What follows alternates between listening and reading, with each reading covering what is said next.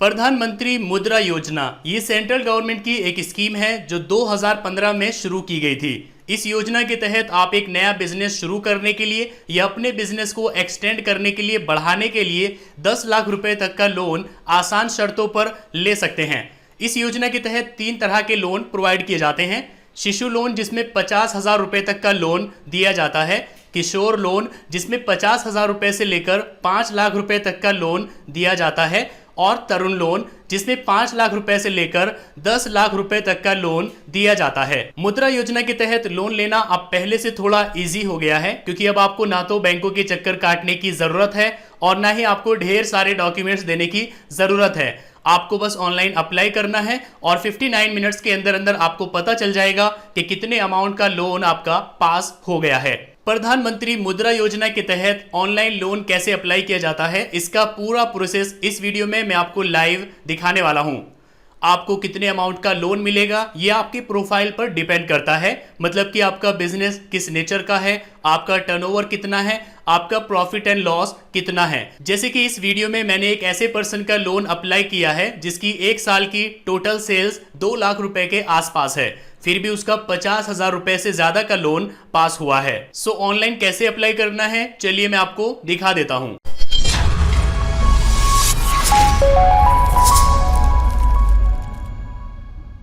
प्रधानमंत्री मुद्रा योजना के तहत ऑनलाइन लोन अप्लाई करने के लिए आपके पास 2 ऑप्शन है। ये तो आप SBI loans in 59minutes.com से अप्लाई कर सकते हैं या आप PSB loans in 59minutes.com से अप्लाई कर सकते हैं। इन दोनों में फ़र्क ये है कि अगर आप SBI लोन से अप्लाई करेंगे तो आप सिर्फ स्टेट बैंक ऑफ इंडिया से ही लोन ले पाएंगे, लेकिन अगर आप PSB लोन से अप्लाई करेंगे तो आप स्टेट बैंक ऑफ इंडिया के साथ साथ और भी कई सारे बैंकों से लोन ले पाएंगे।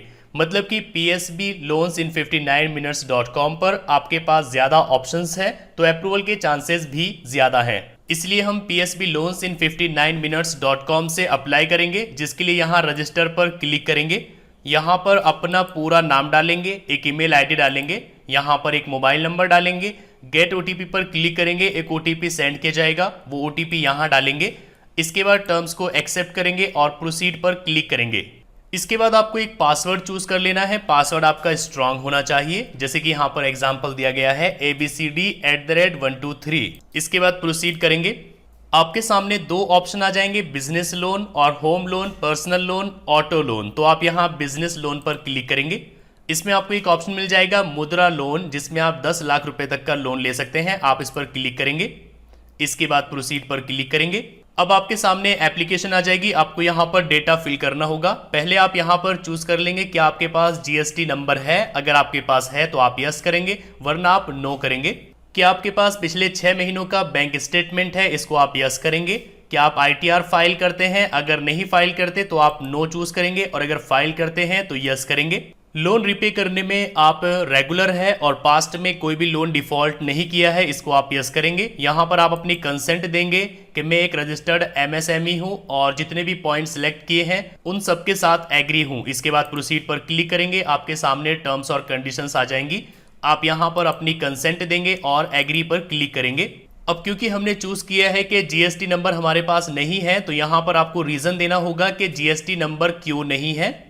तो हम यहाँ पर चूज कर लेंगे कि GST रिक्वायर्ड नहीं है। इसके बाद नीचे आएंगे, आपको यहाँ पर डिटेल्स फिल करनी होगी। यहाँ पर आप एंटिटी का नाम डालेंगे, मतलब कि अपने बिजनेस का नाम डालेंगे, और अगर आपने बिजनेस के नाम से पैन कार्ड बनवाया हुआ है तो पैन कार्ड नंबर यहाँ पर डालेंगे, और यहाँ पर बिजनेस आपने कब से शुरू किया है वो डेट डालेंगे। लेकिन अगर आप प्रॉपराइटर है तो आप यहाँ पर अपना नाम डाल दीजिए, यहाँ पर अपना पैन कार्ड नंबर डाल दीजिए, और यहाँ पर आप अपनी डेट ऑफ बर्थ डाल दीजिए।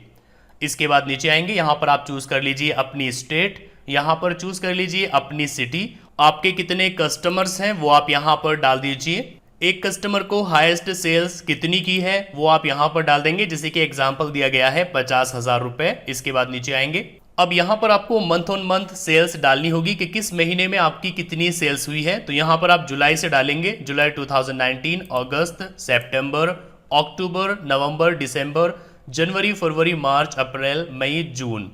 तो जून तक आप यहाँ पर डालेंगे। इस तरीके से आप फिल कर देंगे तो नीचे टोटल आ जाएगा। हालांकि ये मैंडेटरी नहीं है, आप यहाँ पर इसको ब्लैंक भी छोड़ सकते हैं। इसके बाद सबमिट पर क्लिक करेंगे। नेक्स्ट पेज के लिए आपको वेट करना होगा, ये लोड हो रहा है। इसके बाद आपको ओके कर देना है। अब यहाँ पर आपको अपना ITR अपलोड करना होगा, क्योंकि हमने चूज किया है कि ITR हमने फिल किया है। तो अब यहाँ पर आप 16-17 फाइनेंशियल ईयर का अपलोड करेंगे, यहाँ पर 17-18 ईयर्स का और यहाँ पर 18-19 ईयर्स का अपलोड करेंगे। अपलोड करने के लिए जस्ट आप चूज फाइल पर क्लिक करेंगे। जहां पर भी आपकी PDF रखी हुई है ITR असेसमेंट की, तो आप चूज करेंगे और ओपन कर देंगे। जरूरी नहीं है कि आप पिछले 3 सालों का अपलोड करें, अगर आप चाहें तो यहाँ पर 18-19 का भी अपलोड कर सकते हैं। लेकिन अगर आप ITR फाइल नहीं करते तो आप यहाँ पर क्लिक करेंगे। इसके बाद आपको अपनी फाइनेंशियल डिटेल्स देनी होगी। पहले आप यहाँ पर पूरा एड्रेस डाल दीजिए, street name, landmark, country, state, city, pin code और विलेज। इसके बाद डिस्ट्रिक्ट, सब डिस्ट्रिक्ट। इसके बाद नीचे फाइनेंशियल डिटेल्स फिल करेंगे, जैसे कि फाइनेंशियल ईयर 15-16 में आपकी कितनी सेल्स हुई है, 16-17 में कितनी सेल्स हुई है और 17-18 में कितनी सेल्स हुई है।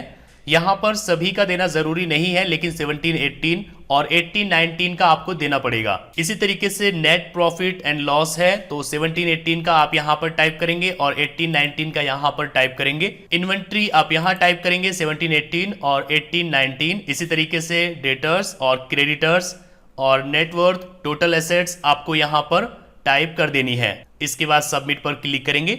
इनकम डिटेल सक्सेसफुली सेव हो चुकी है, ओके करेंगे। इसके बाद आपको अपने बैंक का स्टेटमेंट अपलोड करना होगा, जिसमें पहले आप बैंक चूज करेंगे, किस बैंक का स्टेटमेंट आप अपलोड करना चाहते हैं। जैसे कि हम HDFC का करेंगे, तो यहाँ पर चूज कर लेंगे HDFC बैंक।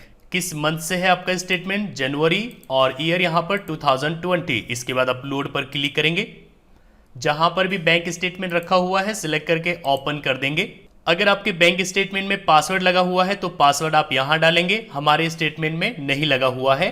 अगर आप चाहें तो एक से ज्यादा बैंक स्टेटमेंट भी अपलोड कर सकते हैं। बैंक स्टेटमेंट आप नेट बैंकिंग या मोबाइल बैंकिंग के थ्रू आसानी के साथ डाउनलोड कर सकते हैं। इसके बाद सबमिट पर क्लिक करेंगे। बैंक स्टेटमेंट अपलोड हो चुका है। इसके बाद आप प्रोसीड पर क्लिक करेंगे। इसके बाद यहाँ यस करेंगे। क्या आपका लोकल एक्सेस है लेबर पर, रॉ मटेरियल्स पर, तो आप यहाँ पर चूज कर लेंगे अवेलेबल है। बिजनेस एक्टिविटी कैसी है, एवरेज है, मार्जिन है या फिर हाई है, आप चूज कर लेंगे। हम एवरेज चूज कर लेते हैं। क्या आपने कोई पेंशन या इंश्योरेंस स्कीम ली हुई है, अगर ली हुई है तो आप चूज कर लेंगे किस स्कीम के तहत आपने ली हुई है। अगर नहीं ली हुई है तो आप इस पर टिक करेंगे। इसके बाद नीचे स्क्रॉल करेंगे, आपको प्रोप्राइटर की डिटेल्स फिल करनी होगी। रिलेशनशिप टाइप आप यहां पर चूज कर लेंगे, अगर सिंगल है तो प्रोप्राइटर और अगर पार्टनर है तो पार्टनर। इसी तरीके से अगर कंपनी है तो होल्डिंग कंपनी। सभी ऑप्शंस आपको मिल जाएंगे। हम प्रोप्राइटर चूज करेंगे। ऑनरशिप कितनी है, 100% है, क्योंकि एक ही ऑनर है। इसके बाद टाइटल चूज करेंगे और यहां पर अपना first name, middle name, last name डालेंगे। फादर का यहां पर नेम डालेंगे। जेंडर चूज करेंगे। इसके बाद एक मोबाइल नंबर डालेंगे, अपनी डेट ऑफ बर्थ डालेंगे। पूरा एड्रेस आप यहाँ पर फिल कर देंगे, जिसमें house number, street name, landmark, country, state, city, pin code, village, district, सब डिस्ट्रिक्ट आ जाएगा। रेजिडेंस स्टेटस कैसा है, रेजिडेंट इंडिया है, चूज कर लेंगे। इसके बाद यहाँ पर पैन कार्ड नंबर डालेंगे। एजुकेशनल स्टेटस क्या है वो आप यहाँ से चूज कर लेंगे। टोटल एक्सपीरियंस कितना है यहाँ पर डालेंगे। फिजिकली हैंडीकैप्ड है या नहीं। नेटवर्थ यहाँ पर डालेंगे। इसके बाद नीचे आएंगे, प्रोमोटर की डिटेल्स आपको यहाँ पर फिल करनी होगी। क्या आपका अपना एक घर है या आप रेंट पर है, आप चूज कर लेंगे। इनकम टैक्स के लिए असेस्ड है या नहीं, यहाँ पर चूज कर लेंगे। लाइफ इंश्योरेंस पॉलिसी है या नहीं, चूज कर लेंगे। आईडी प्रूफ में क्या देना है, Aadhaar card, passport, voter ID card, PAN card choose कर लेंगे। नंबर ऑफ डिपेंडेंट चूज कर लेंगे, आप पर कितने लोग डिपेंडेंट है। क्या आपकी वर्क प्लेस और रेजिडेंस दोनों सेम है, अगर हाँ तो यस करेंगे। क्या आप सेम एड्रेस पर रह रहे हैं, आप यहाँ टिक कर देंगे। क्या आपने कोई सर्टिफिकेट कोर्स किया है, इसको यस नो करेंगे। क्या आपकी फैमिली में कोई और अर्निंग मेंबर है जो कमा रहा है, तो कितने हैं आप चूज कर लेंगे। क्या आपने पहले से कोई मुद्रा लोन लिया हुआ है, इसको आप नो कर देंगे। मैरिटल स्टेटस आप यहाँ पर चूज कर लेंगे और सोशल कैटेगरी आप यहाँ पर चूज करेंगे। इसके बाद सबमिट पर क्लिक करेंगे। आपकी डिटेल सबमिट हो रही है, आपको वेट करना होगा। इसके बाद आपके सामने ये पेज आ जाएगा। यहाँ पर आपको डिटेल्स फिल करनी होगी, जैसे कि किस इंडस्ट्री में आप काम करते हैं, सेक्टर क्या है, सब सेक्टर यहां से चूज कर लेंगे। प्रोडक्ट सर्विस का डिस्क्रिप्शन यहां पर डाल देंगे। कितना लोन आपको चाहिए आप यहां पर डालेंगे। फॉर एग्जांपल मैं डाल देता हूं 5 लाख। प्रोमोटर कंट्रीब्यूशन यहाँ पर आप डालेंगे, मतलब कि जो भी प्रोजेक्ट आप कर रहे हैं इसमें आपका कितना कंट्रीब्यूशन है। फॉर एग्जांपल मैं डाल देता हूँ 5 लाख। अगर एमएसएमई रजिस्टर किया हुआ है तो उसका नंबर यहाँ पर डालेंगे। अगर आपने कोई मार्केटिंग एग्रीमेंट किया हुआ है तो वो आप चूज करेंगे, वरना नो चूज कर लेंगे। बिजनेस में आप चूज कर लेंगे रेंट पर है, लीज पर है या आपका अपना है।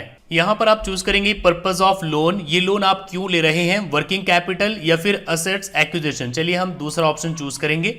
इसमें आप चूज कर लेंगे आपको मशीनरी या इक्विपमेंट परचेज करने हैं या फिर किसी और बिजनेस पर्पज से ये लोन लिया है। चलिए हम चूज करेंगे मशीनरी इक्विपमेंट।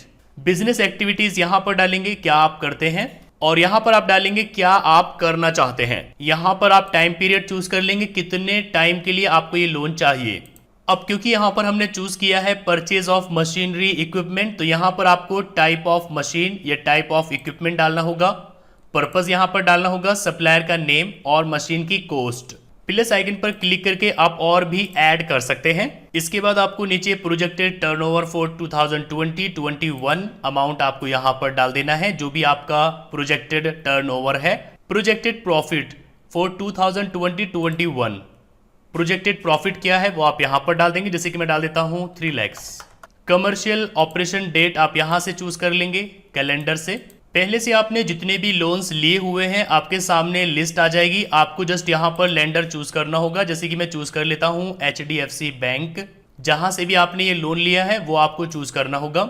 इसके बाद आपको यहाँ पर चूज करना होगा किस गवर्नमेंट अथॉरिटीज के अंडर आप रजिस्टर्ड है, जैसे कि GST, उद्योग आधार, और अगर आप किसी के अंडर भी रजिस्टर्ड नहीं है तो आप यहाँ I am not registered choose करेंगे। इसके बाद सबमिट पर क्लिक करेंगे। आपके सामने एक डायलॉग बॉक्स आ जाएगा कि आपके पास कोई ड्रग लाइसेंस है, अगर नहीं है तो नो चूज करेंगे। हम यहाँ पर नोट एप्लीकेबल चूज करेंगे। इसके बाद सबमिट पर क्लिक करेंगे। आपकी ईमेल आईडी पर एक OTP सेंड किया जाएगा वेरिफिकेशन के लिए, वो OTP आप यहाँ डालेंगे। इसके बाद वेरीफाई पर क्लिक करेंगे तो आपकी ईमेल आईडी वेरीफाई हो जाएगी। इसके बाद आपके सामने एक लिस्ट आ जाएगी जिसमें आपको शो होगा कि कौन सा बैंक आपको कितना लोन दे सकता है, जैसे कि Canara bank 59,000, bank of Baroda 58,000 और बैंक ऑफ महाराष्ट्र 45,000 रुपीज़ का लोन हमें दे सकता है। प्रोसेसिंग फीस क्या रहेगी और इंटरेस्ट रेट क्या रहेगा वो भी आप यहाँ पर देख सकते हैं। जिस बैंक से भी आपको लोन लेना है जस्ट आपको प्रोसीड पर क्लिक करना है।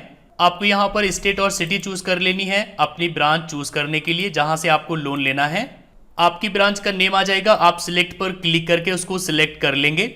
इसके बाद आपके सामने अप्रूवल आ जाएगा, जैसे कि हमारे केस में कॉन्ग्रेचुलेशंस, हमें कैनरा बैंक ने 59,000 रुपीज़ के लोन का अप्रूवल दे दिया है जिसका इंटरेस्ट रहेगा 7.95%। नीचे यहाँ पर ब्रांच की डिटेल्स दी गई है जहां पर आपको जाना होगा ये लोन लेने के लिए। यही लेटर आपकी ईमेल आईडी पर भी सेंड कर दिया गया है।